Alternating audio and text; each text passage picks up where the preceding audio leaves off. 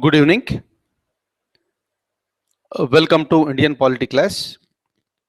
Today we have a discussion on Joint Public Service Commission.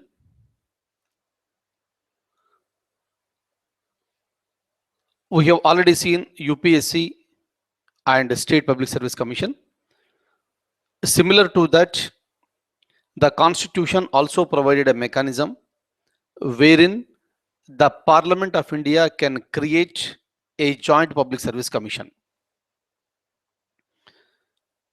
Meaning, the Constitution has directly permitted for the establishment of UPSC and State Public Service Commissions. But when it comes to the Joint Public Service Commissions, it cannot be established directly, but there is a necessity of passing an act by the Parliament of India. So tomorrow, if there is a question in the examination that who is empowered to create a Joint Public Service Commission, answer should be the Parliament. Meaning, you need to introduce a bill in the Parliament, and once the bill is passed by both the houses with a simple majority and signed by the President of India, it becomes an act wherein you can establish a Joint Public Service Commission. But why? What is the necessity of creating the Joint Public Service Commission? Generally, the Constitution has permitted for a State Public Service Commission for each state. Sometimes two or more states may come together and they wanted to have a common public service commission, which is called the Joint Public Service Commission. Examples here, as of today in India, there is no Joint Public Service Commission.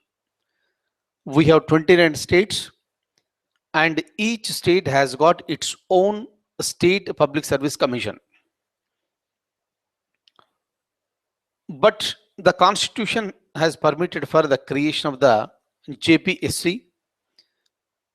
It is because whenever two or more states will come together, they can create a common public service commission, that is the Joint Public Service Commission.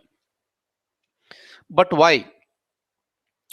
So whenever you have a common public service commission, so the expenditure will be reduced by a certain percentage. Most of the times it is by half. Instead of two states spending separately on two different public service commissions, these states may come together and they are supposed to pass a resolution in their respective state legislatures, and then they can request the central government for the creation of the Joint Public Service Commission.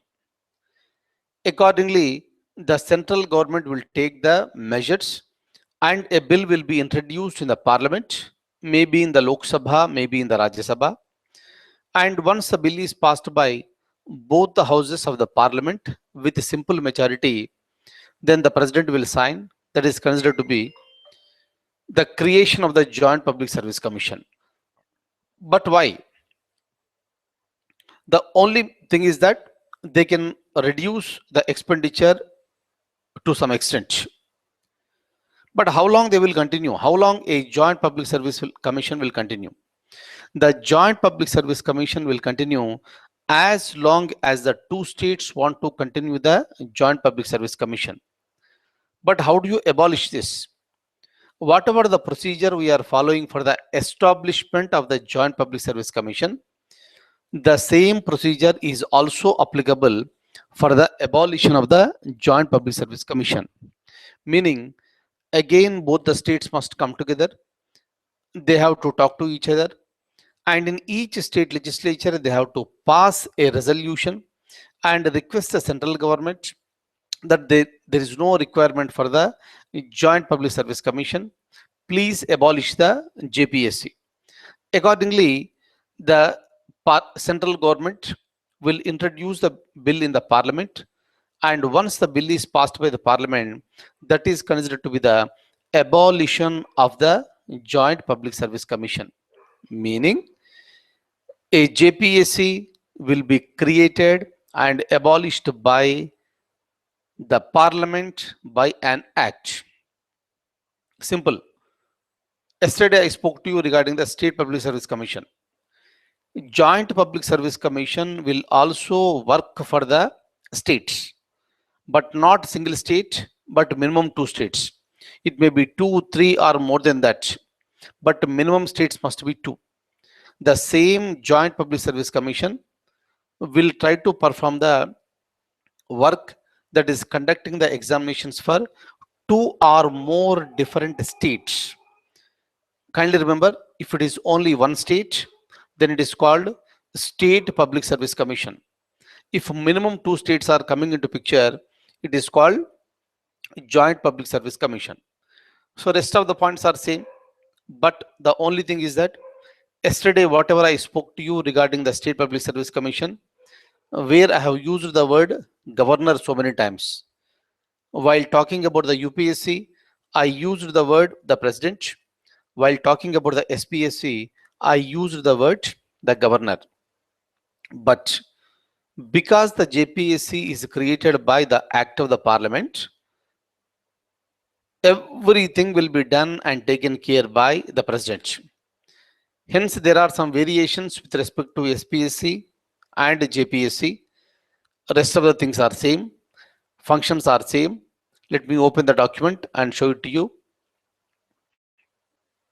Look at this.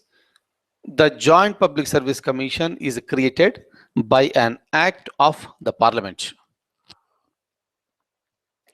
The JPSC can be created by the Parliament for the establishment of such JPSC in pursuance of a resolution to that effect passed by the state legislatures concerned. JPSC is a statutory body. I told you in so many classes what is the meaning of the statutory body. If a body is created by an act of parliament, it is called a statutory body. JPSC is not constitutional, it is a statutory body. The state public service commissions are mentioned in part 14 of the Constitution of India. Articles 315 to 323 deal with the composition, appointment, removal of the members, powers, functions, and independence of the state public service commissions. So these are the same points what I spoke to you yesterday. Kindly look at this one. And the last point, if you look at this, just like the repetition like yesterday, the part 14 also deals with the UPSC. Look at the composition, just like the State Public Service Commission. There is a chairman for JPSC and there are some other members of the JPSC. Same thing. What are the qualifications? Just like the SPSC, the qualifications of the chairman and other members are not specified in the Constitution. There is no necessity of any detailed explanation for you here because you already understood what is UPSC and SPSC. But half the members of the commission must have had 10 years of experience under the union government or under any state government. Appointment. Since it is created by the parliament, the chairman and other members of JPSC are appointed by the president. If it is SPSC, appointed by the governor. If it is JPSC, appointed by the President of India. When it comes to the strength, just like UPSC and just like SPSC, the strength is not specified, but the strength is left to the discretion of the President. Look at this, the term. Since it is working at the state level, the term is just like that of the State Public Service Commission. Look at this highlighted portion. The chairman and other members of the JPSC hold office for a term of 6 years or until they attain the age of 62 years, whichever is earlier. You know the meaning of this. Now I'm going further. Resignation. The chairman and other members of the JPSC can relinquish their office by addressing their resignation letter to the president. If it is a state public service commission, resignation is submitted to the governor, JPSC, chairman and members, to the president of India. Okay, right. Next one, report of the JPSC. So this is one place you have to be very, very clear.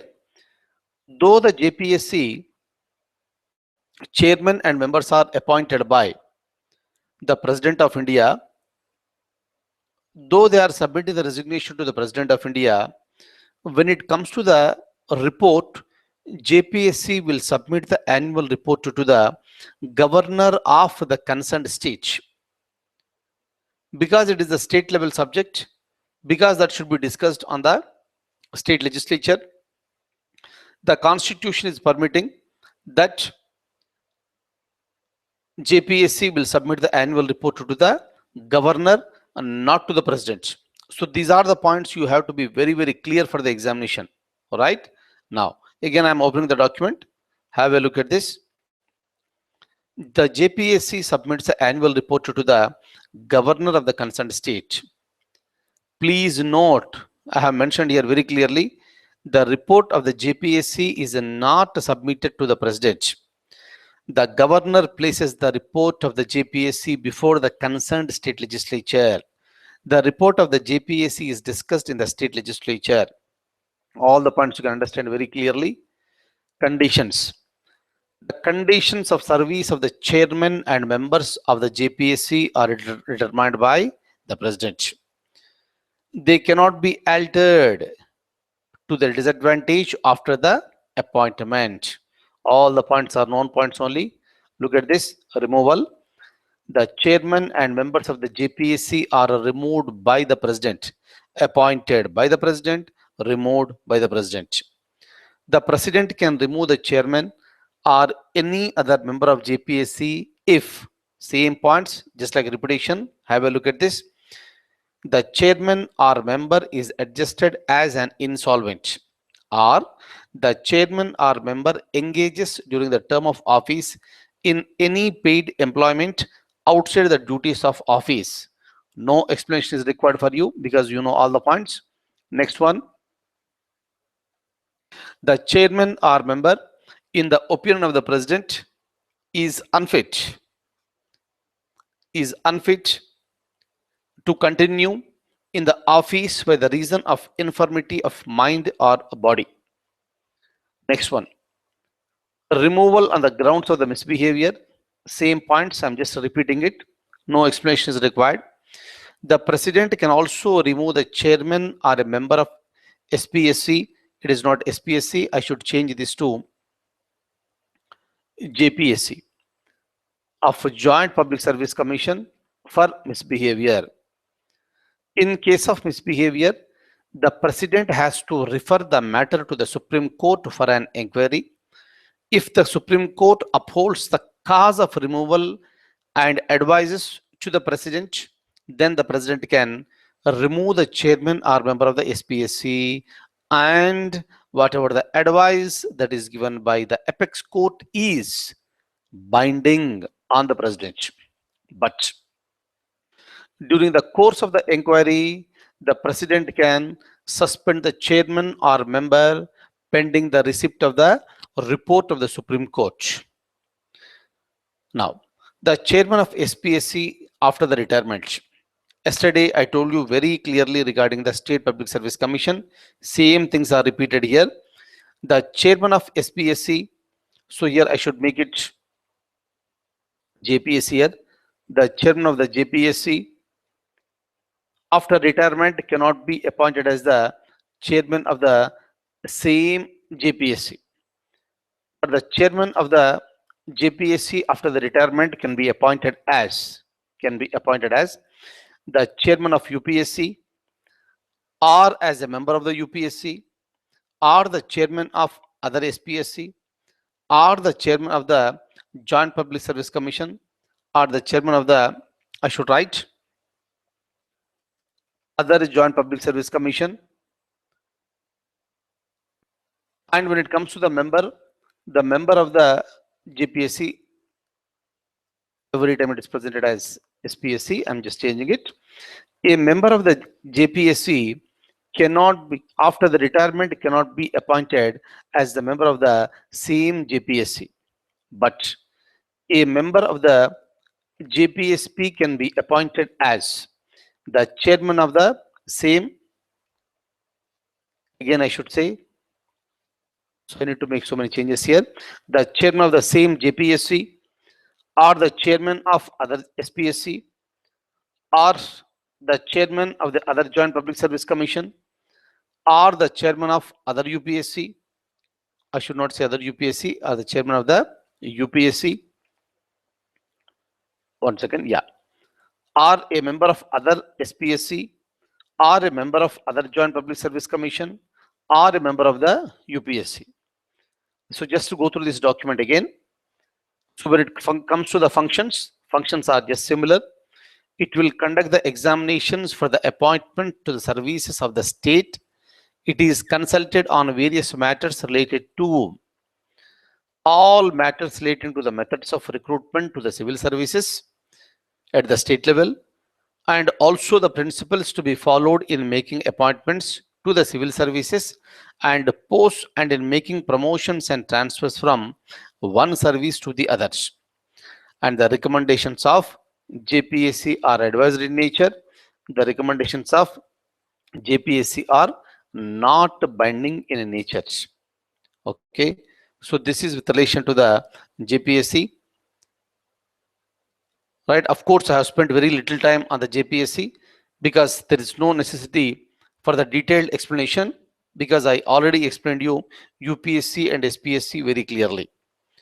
So I'll stop this one at this stage, and tomorrow I'll meet you with some other topic in Indian polity. Till then, I wish you all the very, very best. Good night. Thank you so much.